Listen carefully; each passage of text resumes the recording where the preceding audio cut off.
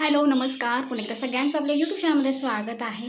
तर छान संध्याकाळ झाली आहे आणि म्हटलं चला, काल तुम्ही बघितलं असेल ह्याच वेळी आपण छानपैकी जी काही आपली बाग आहे त्याच्यामध्ये वेगवेगळ्या प्रकारची झाडं आहेत. त्याची छान सुंदर अशी सफर तुम्हाला दाखवली. कोणकोणत्या प्रकारची झाडं आहेत ती सुद्धा. तर आजच्या व्हिडिओमध्ये काल ते एक झाड तुम्ही बघितलं असेल जे औषधी आहे ते म्हणजे अडुळस. आता आज नाही हा व्हिडिओमध्ये मी तुम्हाला ना एकदम म्हणजे सगळी माहिती सांगणार आहे की त्याचं काय गुणधर्म आहेत किंवा कशा पद्धतीने त्याचा वापर केला जातो. तर ए टू झेड सगळी माहिती सांगणार आहे आणि तसं बघायला गेलं तर प्रत्येकाच्या घराच्या इथे हे झाड असतं. ते का लावलं जातं ते पुढे मी तुम्हाला सांगते आणि आपल्या इथे पण ते लावलेली झाडं आहेत. तर या दिवसांमध्ये छान पालवी पण सुटलेली आहे त्याला. तर हे बघा, ही आहेत अडुळसाची पानं. आता एकदम हिरवीगार आहेत, कोवळी-कोवळी अशी आहेत. तर ह्याचा काय फायदा आहे वगैरे तुम्हाला आजच्या व्हिडिओमध्ये बघायला मिळेल. सो व्हिडिओ आवडला तर लाईक करा, शेअर करा, चॅनलला सबस्क्राईब करा. अशी असंख्य झाडं आहेत जे आपल्या घरासमोर आपण लावतो. एक आपल्याला फायदा होईल त्यासाठी पण लावतो. दुसरी गोष्ट म्हणजे औषधी झाडं आपल्या घरासमोर लावलेली पण चांगली असतात. तर कडुलिंब असेल, कोरफड असेल, त्याच्यानंतर पारिजातकाचं झाड असेल, त्याच्यानंतर अडुळसा असेल, अशी वेगवेगळ्या प्रकारची झाडं ही घरासमोर लावली जातात.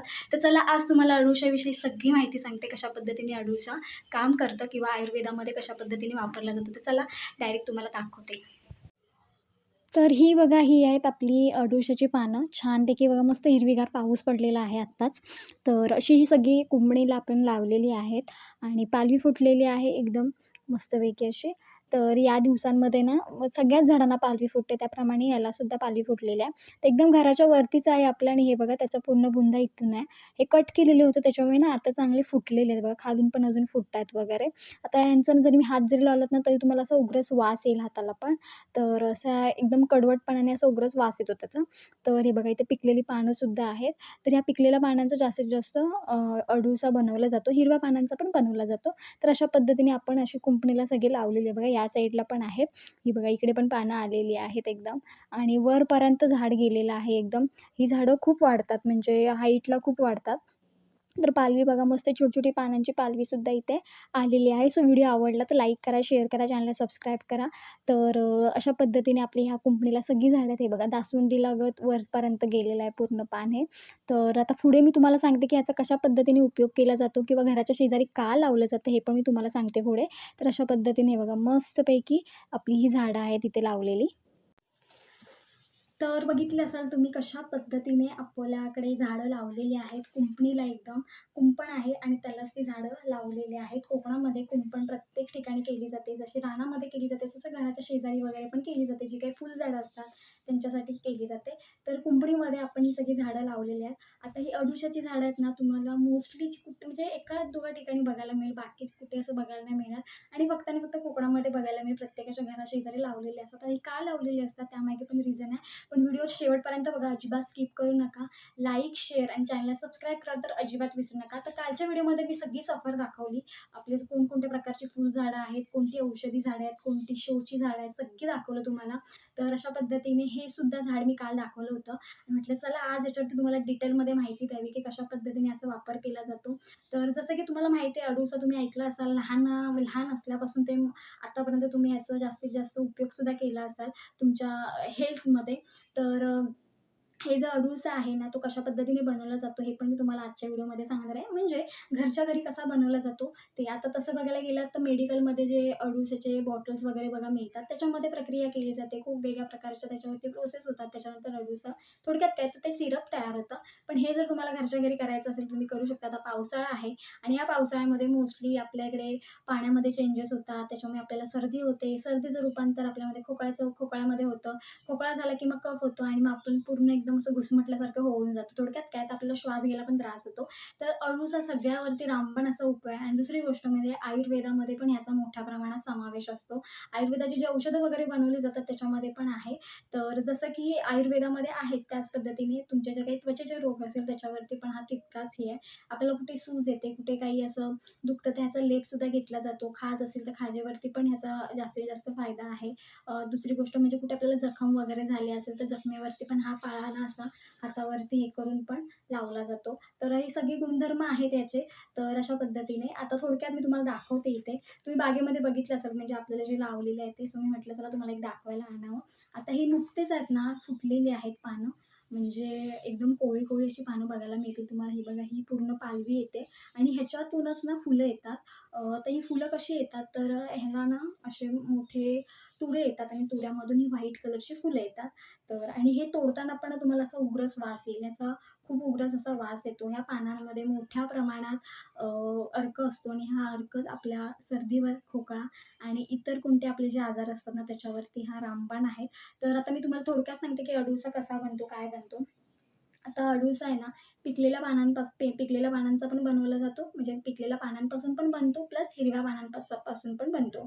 तर सगळ्यात आधी उकळतं पाणी करायचं. उकळलेल्या पाण्यामध्ये त्याच्यामध्ये काळी मिरी टाकायची. तुमच्याकडे पावडर असेल तर अतिउत्तम. काळी मिरी पावडर टाकायची.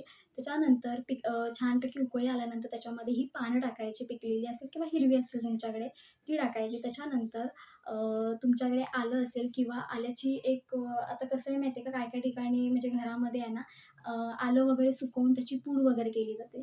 ती असेल तर तेही ठीक आहे किंवा तुमच्याकडे पूड नसेल तर आलं ठेचून टाकायचं. आलं टाकल्यानंतर आता अडुळसा म्हटलं की नावातच आहे एकदम कडवटपणा. तर तुम्हाला जर थोडंसं कडवटपणा नको हवे असेल, कमी प्रमाणात हवा असेल, तर त्याच्यामध्ये मध किंवा तुम्ही आपल्या घरी जे गूळ असतं ते टाकलं तरी काही हरकत नाही. मध किंवा गूळ टाकायचा.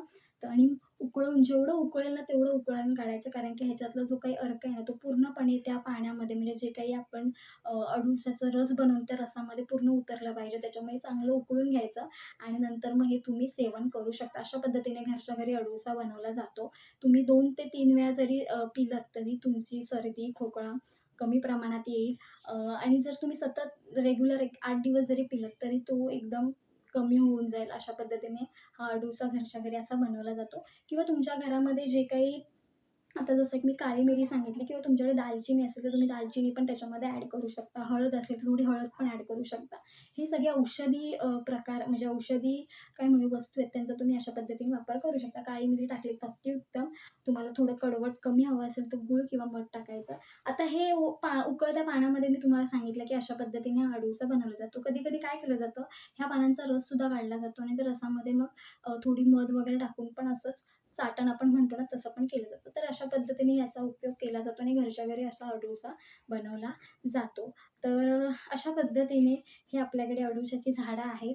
आता आमच्या इथे एका दोघांकडेच असतील, बाकी तुम्हाला जास्ती कुठे बघायला नाही मिळणार. तर पहिली लोकं घराशेजारी ही सगळी झाडं लावायची. जसं की तुम्हाला मी स्टार्टिंगला सांगितलं, की कडुलिंब असेल, कडुलिंबाचं पण बघा झाड आपल्या घराशेजारी वगैरे लोकं लावतात. तर कारण हेच आहे, की कडुलिंब पण एक औषधी प्रकार आहे. आपलं खूप अंग वगैरे दुखत असेल, तर आपण गरम पाणी जेव्हा आपण अंघोळीला वगैरे घेतो, त्याच्यामध्ये गरम पाण्यामध्ये ते कडुलिंबाच्या ज्या काही फांद्या असतात, त्या टाकल्या जातात. तर त्याच्याने पण आपल्या शरीराला एक छान उबदारपणा मिळतो. तर त्याचा पण उपयोग केला जातो. तर त्याच पद्धतीने अडुळसाचा पण अशा पद्धतीने उपयोग केला जातो.